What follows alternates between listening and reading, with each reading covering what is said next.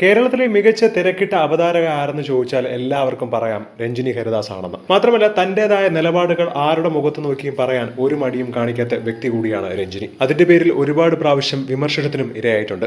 ഏകദേശം 30 വർഷമായി ഈ ഒരു മേഖലയിൽ നിൽക്കുകയാണ് രഞ്ജിനി ഹരിദാസ്. എന്നാൽ ഇന്നലെ രഞ്ജിനി നടത്തിയ പുതിയ ഒരു വെളിപ്പെടുത്തൽ ഏവരെയും ഞെട്ടിച്ചിരിക്കുകയാണെന്ന് തന്നെ പറയണം. ആദ്യമായിട്ടാണ് താരം ഇങ്ങനെ ഒരു വെളിപ്പെടുത്തൽ നടത്തുന്നത്. സിനിമാ രംഗത്തെ ഒരു പ്രമുഖ നടനിൽ നിന്നും തനിക്ക് വളരെ മോശപ്പെട്ട അനുഭവമാണ് ഉണ്ടായെന്നാണ് രഞ്ജിനി പറയുന്നത്. എല്ലാവർക്കും അറിയാവുന്ന വലിയൊരു നടൻ, എൻ്റെ നല്ലൊരു സുഹൃത്തു കൂടിയായിരുന്നു.